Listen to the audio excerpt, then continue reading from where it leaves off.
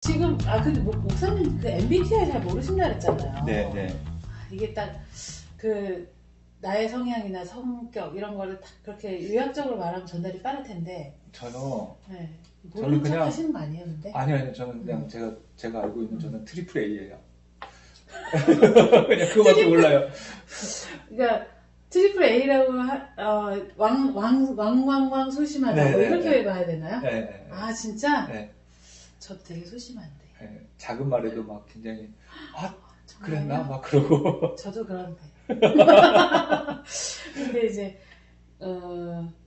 그런 거 치고는 되게 이렇게 저 막둥이잖아요. 막둥이니까. 그래도 저희 집에서 저희 어머니가 저보고 늘 하는 얘기가 너무 부칩성도 좋으시고.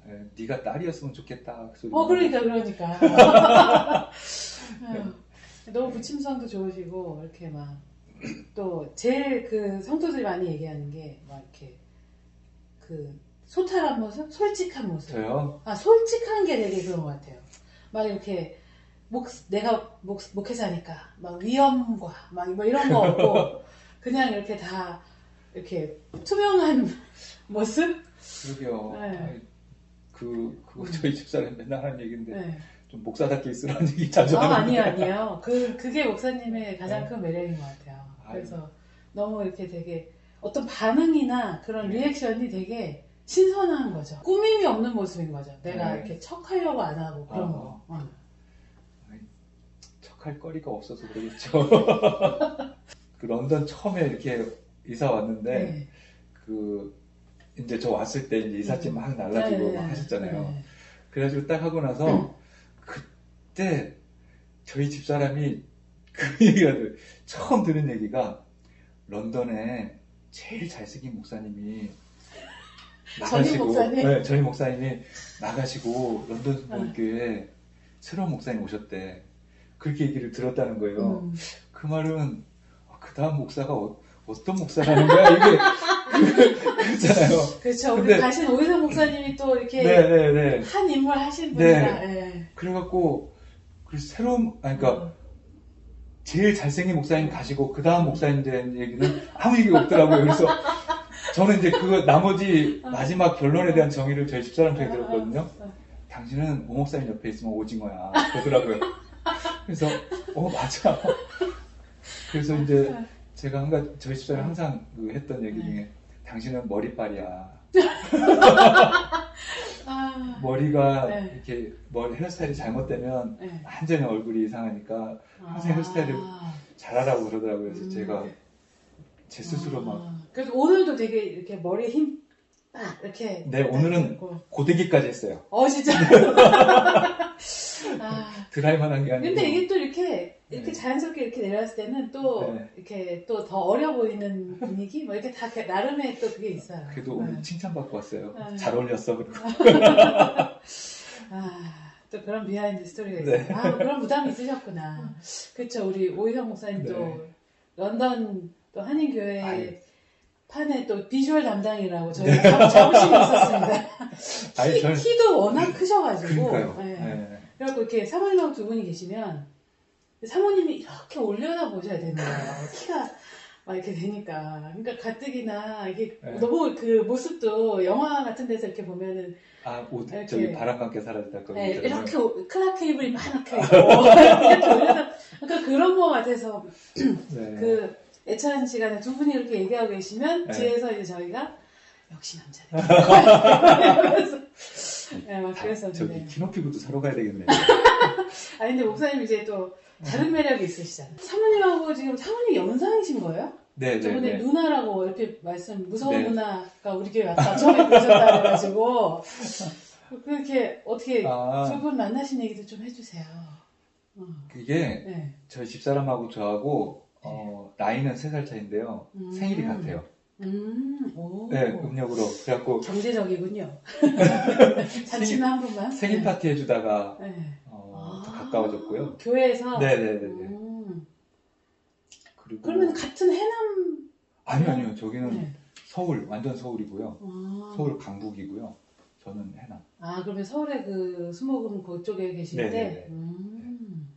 그때 만났죠. 그래서 만난 거는 93년도부터 만났고요. 그러면 이제 전도사님이셨고 아니요, 그때 저는 이제 대학교 학생이었죠, 학생. 신학생이고 학생 아니요, 신학생도 전에. 신학생도 전에 그때 철학과 네네네. 철학과 먼저 다니셨던 네네네. 그냥 일반 대학생 네. 같은 성도의 입장에서만 네. 만나신 거구나. 청년부 임원. 그럼 그때부터 이렇게 아니요, 그때는 네. 그러니까 저희 집사람 얼굴이 네. 굉장히 많이 지금 순해 보이잖아요. 그때는 되게 무서운 얼굴이었었어요. 카리스마 쫙. 네? 그쵸. 그래서 막 그 10대 애들이 쫙쫙 말 듣고 엎드려 뻗쳐 하면 엎드려 뻗쳐 하고 막 그러는. 와. 그거 안 시켰어요. 아니 무릎 꿇고 했다라고 하는 거는 있잖아. 번동 중학교에서. 아니 왜 그 애들이 불량한 애들이었나? 아니 그런 건 아니고요. 그냥 이렇게 모르겠어요. 아무튼 교육 철학이 투철해가지고. 네. 근데 아무튼 2년 정도 지나고 나서부터 이제 95년도부터였던 것 같은데요. 그때부터. 그러면은 이렇게 두 분이 만나실 때는 목사님이 이렇게 목회자가 될 거라는 네, 거를 알고 있었죠. 알고 계셨던 네, 거예요? 네. 네, 그래서 이제 결혼하려고 이제 허락받으러 갔을 때가 99년 2월인가 그때쯤이었죠, 그죠? 그때 갔을 때는 이제 아예 교회에서 전도사를 하고 있었으니까 이제 장인어른이 굉장히 걱정을 많이 하셨죠. 지금 그러면은 여기서 19년 계시면서 되게 막 여러 부류의 이제 한국 특히 한인 사회에 막 네. 지역도 위니펙 같은 곳도 계셨고 대도시도 계셨고 되게 많은 분들 만나셨을 텐데 이렇게 뭐 어떻게 좀 그렇게 사람들이 물론 목사님은 이제 뭐 좀 다른 케이스지만 이렇게 그냥 목회만 생각하시고 그렇게 하는 거지만 이제 일반 성도들은 진짜 이렇게 뭐 성공을 향해서 막 이러신 분도 있고 네. 여러분들 보셨을 텐데 이것 자체만으로도 할 얘기가 사실은 굉장히 좀 많은 부분이기도 한데요. 제가 봐온 분들은 정말 다양했죠. 어떤 분은 건물 청소를 하시길래 어쩌다가 또 그런 삶을 가지셨나 저는 솔직히 처음엔 그렇게 생각했는데 알고 봤더니 한국에서는 박사이시더라고요. 박사학위를 가지고 오신 분이신데 여기 와서는 또 그런 일 하시는 분도 계시고 또 어떤 분은 한국에서 엄청나게 큰 사업을 하셨는데 여기서는 또 참 막는 일을 하시고 계신 분도 계시고 건축 현장 헬퍼로 계시고 그런 분도 계시고 또 어떤 분은 한국에서는 그렇지 못했는데 여기 와서 정말 닥치는 대로 일했다고 해야 될까요? 그런데 어쨌든 그게 잘 풀려서 지금은 자기 개인 사업도 하시고 막 그렇게 하시는 분도 봤고요. 또 주로 이제 많이 하시는 게 식당도 많이 하시는데 식당도 무조건 차려서 다 잘 되는 건 아닌데 그래도 어쨌든 잘 자리를 잡으셔서 이렇게 하시는 분도 봤고 굉장히 다양한 부류, 다양한 분들을 많이 봤거든요. 근데 그걸 보면서 이 캐나다 이민자의 삶 자체가 큰 틀로 말하면 한국에서 여기로 왔다는 것 자체가 어떻게 보면 좀 특권처럼 볼 수도 있지만 특권이 아니라 기회를 향해서 엄청나게 열심히 노력하신 거구나라는 생각이 들더라고요. 전공을 버리고 자기가 여기서 뭔가를 해야 되겠다라는 것 때문에 열심히 살아가셨던 그런 것들이 많이 보였고요. 그렇다고 해서 또 실패하신 분들은 뭐 열심히 안 살아서 그런 건 아니고요. 뭐 뭐든지 그렇잖아요. 시기적인 것도 있고 뭐 여러 가지. 근데 어쨌든 그 많은 사람들 보면서 한편으로는 부럽고 한편으로는 조금 뭐랄까요, 그 아쉽기도 하고 안타깝기도 하고 그런 것들이 참 많았었어요. 사실 이거는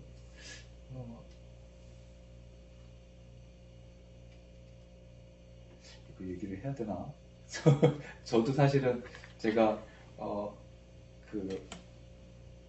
이 밴쿠버 이민 생활하면서 남들이 안 해봤던 잘 안 하는 것까지 다 해봤거든요. 얘기 될까요? 저는 그런 거를 좀 많이 듣고 싶었는데 저는 하루에 3잡을 일해본 적도 있어요. 아침에 집사람이 이제 샌드위치 샵 일하니까 저는 이제 애들 아는 장모님 댁에 보리하고 아니 보민이하고 시온이 저희 큰딸하고 그때는 저희 아들만 있었으니까 그 애들 맡겨놓고 가서 가드닝 일을 하다가 오후 5시면 애들 픽업해갖고 집에 이제 집사람 있으니까 놔두고 그 브랜즈라고 하는 커피숍이 있어요. 스타벅스를 뭐 겨냥해서 만들었다고 하는 캐나다 브랜드의 블렌즈라고 하는 커피숍인데 그 커피숍 가서 일하고 9시까지 일하고 9시에 또 차를 타고 변호사 사무실 청소를 하고 밤 12시에 들어가는 집에 들어가는 그런 일도 그렇게 해도 살아봤고요. 펍 청소도 해봤고 영화관 아니 영화하는 무비 그 만드는 회사 오피스를 청소도 해봤고요. 굉장히 커요. 제가 했던 것 중에 판타스틱 4 그 만드는 그때 당시 이제 그 스튜디오 거기도 해봤거든요. 아 이렇게 해서 CG 만드는 거구나 그때 처음 알았어요. 아무튼 그럼 간판 얘기도 했었잖아요. 네 그거는 정말 최근 아니요 그것도 밴쿠버에서 했던 거고요. 그것도 해봤고 건물 관리. 그건 자격증 같은 거 없어도 되는 거예요? 네 그런 건 따로 없어요. 그것도 해봤고 믿으실는지 모르겠지만 관광버스도 했었고 운전은? 제가 네, 일종 면허가 있거든요. 여기 거 클래스 1. 그래서 그 여기 보시면 그 트레일러 트럭 있죠. 물건 엄청 실어고 그 포트에서 나와가지고 하는 그 엄청 큰 거. 그거 끌 수 있는 면허증이 제가 있거든요. 저기 어떤 분이 저기 스쿨버스 운전기 스쿨버스도 했고요. 네, 지원하면 그거를 네네네. 거기서 트레이닝 해준다는 거예요. 그래갖고 저도 나도 해볼까. 여기 6월 가지고 오는 거 겁을 좀 안 냈던 게 이미 그런 잡을 통해서 관광버스를 하면 밴쿠버에서 로키 관광하기 위해서 밴쿠버에서 손님을 태우고 로키까지 가는 거거든요. 그럼 이제 그 장거리 운전을 이렇게 해야 되고 그거는 이제 사실 아무것도 아니고요. 그거에 비하면 진짜 힘들었던 건 트러커. 그걸 하고서 밴쿠버에서 텍사스까지도 가고 밴쿠버에서 요 바로 밑에 오하이오까지도 가보고 그랬거든요. 그래서 그냥 그렇게 돌아다녀 본 일들이 많았어요. 그래서 이제 뭐 그런 일들도 해봤고 또 방금 말씀하신 스쿨버스도 해봤고 간판도 해봤고 뭐 이렇게 그런 일들을 막 했었어요. 그리고 야채 배달 이런 것도 해보고 그래서 남들이 그 일했던 거 또 일하는 현장에 직접 같이 가서 보고 이런 것들이 굉장히 많았죠. 그래서 사실은 이게 이제 좋았던 건 뭐냐면 성도들이 이렇게 일하고서 신앙생활을 하는구나 라고 하는 것을 배울 수 있는 그런 계기가 있었고요. 또 그러면서 정신적인 일과 육체적인 일 사이에서 이게 어떤 게 더 힘든가도 알 수 있는 그런 계기도 됐고요. 나름대로 어쨌든 저한테는 굉장히 좋은 자양분이에요. 사실은 목회 속에서 그 가질 수 있는 그런 것들을 많이 좀 경험했고 이게 사실은 한국에 있으면 못했겠죠. 근데 밴쿠버나 또 캐나다에 있기 때문에 하는 건데요. 그래서 더 드는 생각이 뭐냐면 캐나다는 특권 때문에 온 것일지 모르지만 실제 삶은 기회를 붙잡는 삶이라는 것. 그래서 뭐든지 해볼 수 있고 또 그것을 통해서 자기의 전공만이 아니라 자기가 정말 원하는 것은 뭔지를 옥석을 가릴 수 있는 중요한 그런 어떤 시험장이 될 수도 있는 곳이다. 그렇게 생각이 돼요. 그러게요. 네. 저도 제가 저기 유튜브도 시작하게 된 계기가 그거였잖아요. 여기 오면서 제가 기공소에서 일을 했었거든요. 아 진짜요? 네. 한국에서 학원을 한 달 반 다니고 여기로 온 이유가 그 오드스탁에 거기 기공소가 있거든요. 온타리오에서 제일 크다고 하더라고요. 그래가지고 거기서 저도 여기서 뭐 어떻게 하면서 거의 뭐 사람들이 엔잡러라고 불렀죠.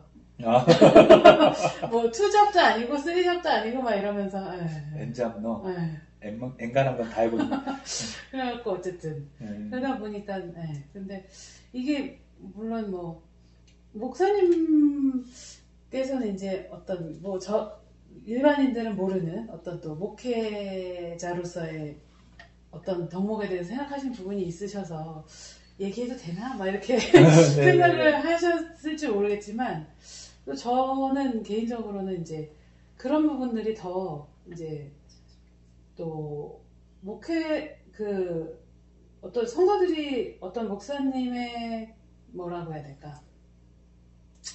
어떤 경험치에 대해서 이제 오히려 더 이렇게 인정할 수밖에 없고 목사님이 더 그런 거에 대해서 공감하시는 부분에 대해서 또 더 이렇게 이해받을 수 있다는 그런 부분에서는 저는 훨씬 더 좋은 측면이 많아요. 직업이라는 게 그렇더라고요. 직업이라는 게 자기가 갖고 있는 기술이나 자기의 전공을 살리는 것도 있지만 중요한 건 그걸 통해서 사람을 또 만나는 거잖아요. 그래서 사람을 배워가는 하나의 과정이더라고요. 트럭커도 그렇고 특히 이제 저는 이제 관광버스 했을 때는 제일 많이 그 기대가 됐던 게 뭐냐면 이제 좋은 장소를 가본다 뭐 이런 거보다도 오늘은 또 어떤 그 관광객들이 오실까. 직업이 다 다양하신 거예요. 교수님도 오셨고 어떤 분은 은퇴하신 목사님도 오신 적도 있고 그리고 나이 많으신 할머니부터 굉장히 어린 유모차 태워갖고 오신 분도 있고 또 뭐 자매님들이 아마 그 남자들은 못할 텐데 여성 자매님들끼리는 자기 아마 개 같은 거 네네네 그래갖고 온 것 같아요. 그래서 막 열심히 놀고 가시는 것도 봤고 참 다양하게 하시더라고요. 그래서 사람 만나는 걸 통해서 더 많이 배운 것 같아요. 자 이제 네. 마지막으로 이제 목사님이 그 런던 순복음교회 네. 이제 목회 시작하신 지 한 달 되셨는데 네. 이렇게 뭐 지금 한 달밖에 안 됐는데도 막 그 학생분은 막 엄청 네? 지금 막 다들 목사님한테 악기 배우고 막 하는 것부터 막 너무 신나게 막 인원이 갑자기 확 늘었잖아요. 네. 또 네, 그러면서 막 이렇게 되고 있는데 어떻게 좀 그 목사님의 목회를 런던 순복음교회 오시면 네. 또 나의 목회는 이렇게 한마디로 얘기하면 뭐 이런 거다라고 이렇게 정리를 해서 말씀하실 수 있을까요?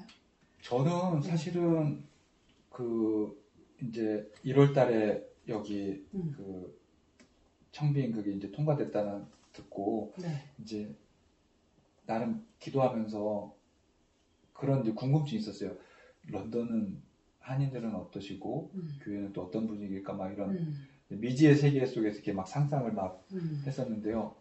답이 없더라고요. 이렇게 어떤지를 모르겠길래 각 그 지역마다 너무 다른 것도 있고 밴쿠버 다르고 위니펙 달랐던 것처럼요. 또 시애틀도 달랐고 그랬던 것처럼 그래서 저 나름대로 뭔 생각이냐면 유연함. 예, 이분들의 반응 속에서 목회 방향을 유연함 가운데 이렇게 찾아가자라고 하는 것이었고요. 사실은 이제 그 유연함 이전에 제가 그 목회 속에 늘 강조하고 있는 것 중에 하나는 회복되는 거예요. 시간이 가면 갈수록 사람이 익숙해지면서 아닌 것도 아니라고 말 못하고 긴 것도 기라고 말 못하는 그런 것들이 많잖아요. 그러면서 이제 퇴색돼 버린 것들 이런 것들을 다시 회복하는 것. 그래서 우리 신앙도 사실은 익숙해지고 나면 그런 거 있잖아요. 농담 반 진담 반으로 하는 얘기가 밴쿠버에서 영주권 따면 영주권 이전의 신앙생활과 영주권 받고 난 이후의 신앙생활이 다르다고 할 정도로 그런 것들 그러니까 좀 바뀐 것들을 다시 되돌려서 좀 하나님이 원하시는 간절함이 있는 그런 신앙생활로 이끌어가는 것 그게 제가 그냥 바라는 가장 중요한 부분이고요. 그래서 요즘에는 뭐 한 달밖에 안 됐으니까 제가 뭐 크게 어떤 방향성을 찾은 건 아니지만 한 가지는 마음에 품고 왔던 것은 그래 어쨌든 목회는 예수님 자랑만 할 수 있게 만드는 게 목회다 이렇게 생각하고 왔는데 이곳에서 한 달 있으면서 드는 생각 중에 하나는 그래 예수님 자랑하기 위해서 성령 충만하게 우리 신앙생활 할 수 있도록 하는 게 내가 해야 될 일이겠구나라는 생각 이렇게 하고 있습니다. 감사합니다. 네. 오늘 귀한 걸음 해주셔서 아니요, 감사합니다. 가깝습니다. 맞아요. 저희 집에서 5분밖에 안 걸리죠. 네. 네. 어쨌든 네 오늘 너무 시간 내주셔서 감사합니다. 아유, 감사합니다. 짝짝짝짝.